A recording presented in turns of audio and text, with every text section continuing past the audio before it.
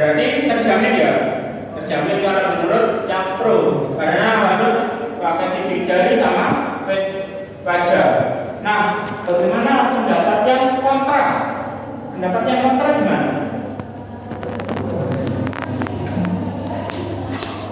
Kalau menurut sama pinggirnya Amel sama Mas Fajar ya, gimana?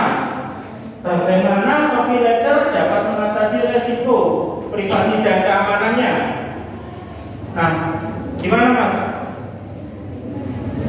Kira-kira banyak enggak jaminan nasabah yang hutang itu terjamin privasi keamanannya enggak? Kira-kira ada data yang bocor apa enggak? Enggak lah ya? Ya, silakan dijelaskan. Gimana?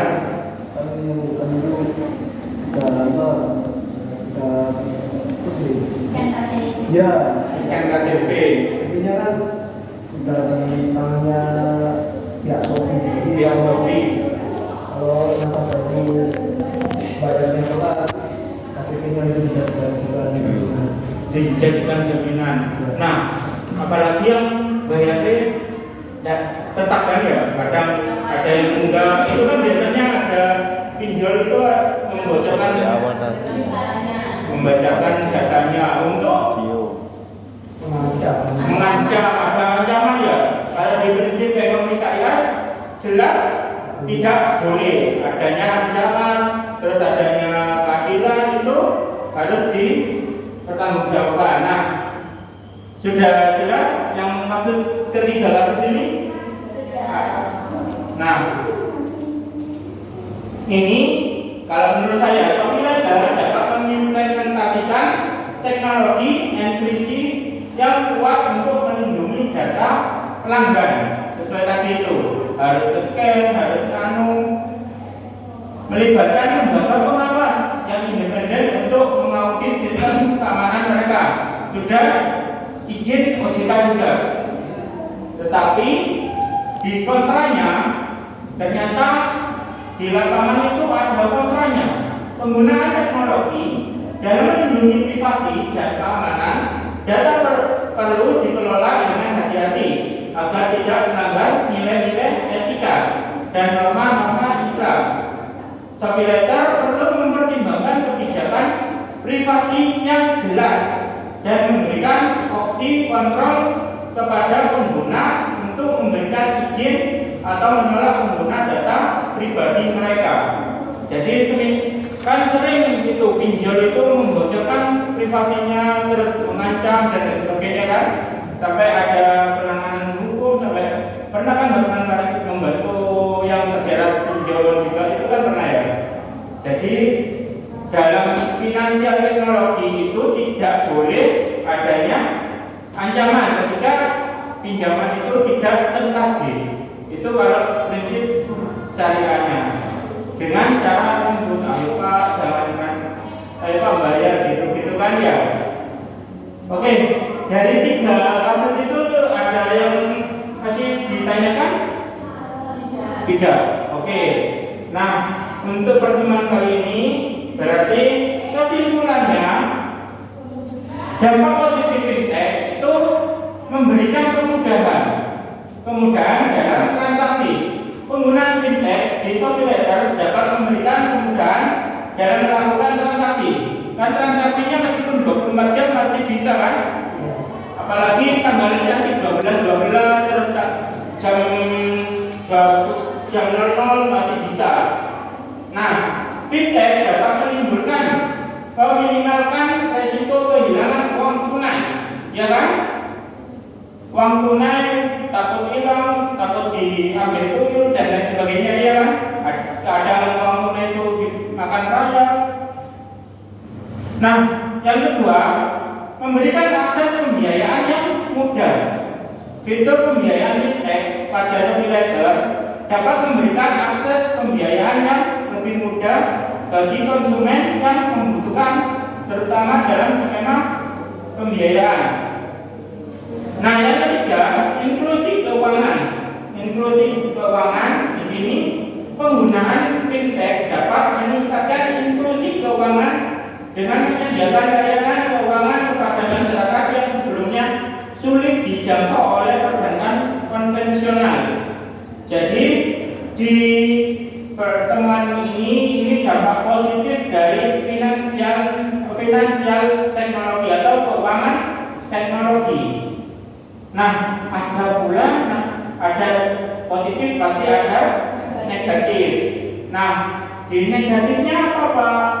Nah, di sini pasti ada namanya bunga dan keuntungan yang dilarang. Karena ShopeeLetter itu pun belum lembaga fintech yang syariah, masih punya orang Cina kan itu. Penggunaan sistem bunga atau keuntungan dalam skema pembiayaan fintech dapat melanggar prinsip-prinsip ekonomi syariah yang melarang adanya riba. Jadi ada bunga itu riba. Ada tambahan fluktuatif suku bunga, tidak adanya bagi hasil dan lain sebagainya. Yang kedua, ketergantungan pada teknologi.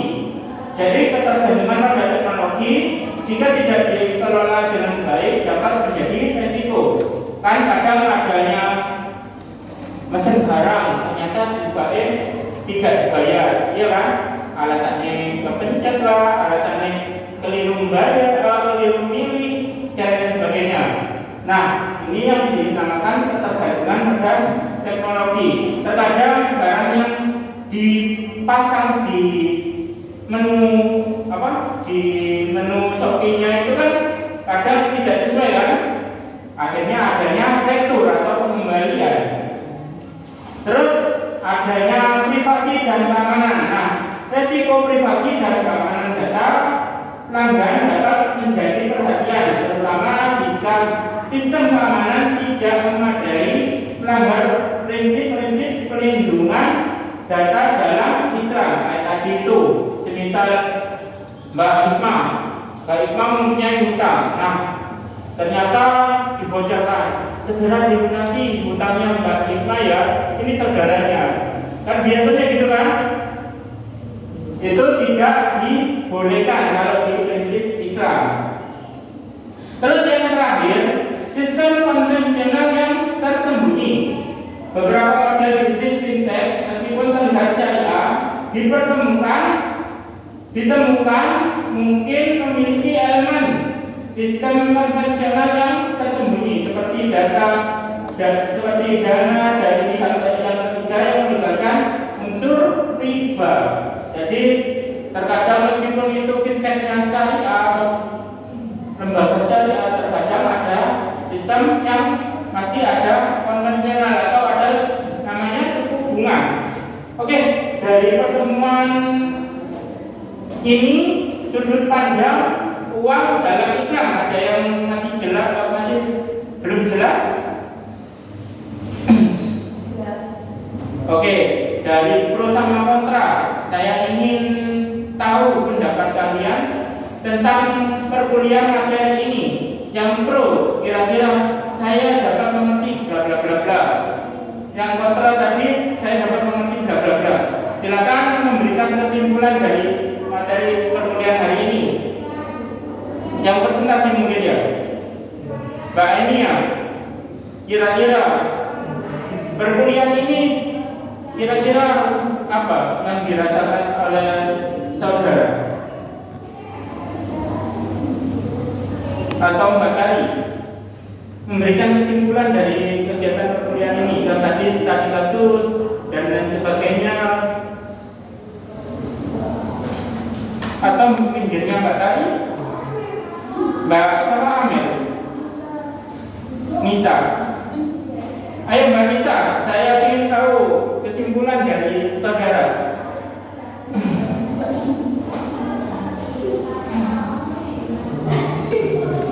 Atau yang kontra dulu, Mbak Hikmah. Dari perkuliahan ini dapat manfaat apa?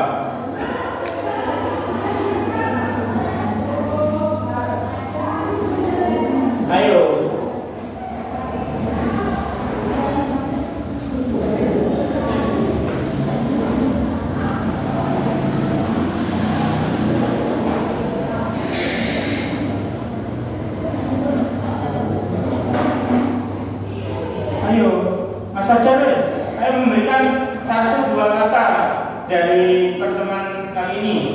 Apa yang bisa diambil? Sudut pandang Islam Sudut pandang dalam Islam terhadap uang. Yang sebelah sini, kira-kira dapat manfaat apa kalian dari perkuliahan hari ini? Mengetahui bahwa sepiliter di bla bla bla mungkin. Ayo Batari atau Mbak Nisa agar pesan saya.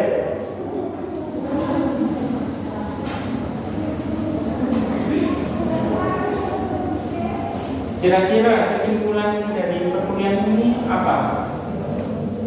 Katanya Mas Fajar dapat mengetahui sudut pandang uang dalam Islam. Kunak juga. Jadi tahu lebih dalam mengenai gambaran dari fintech.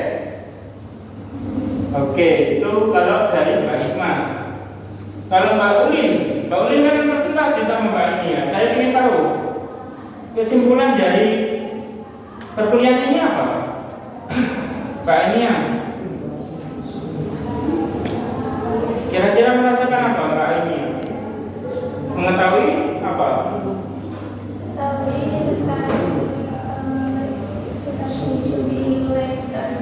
Subletter terhadap sudut pandang Islam ya. Oke. Kira-kira masih ada yang ditanyakan atau sudah cukup? Sudah ya? Sudah cukup ya? Oke, kalau sudah cukup mungkin semoga ilmunya dapat bermanfaat dan barokah. Amin ya rabbal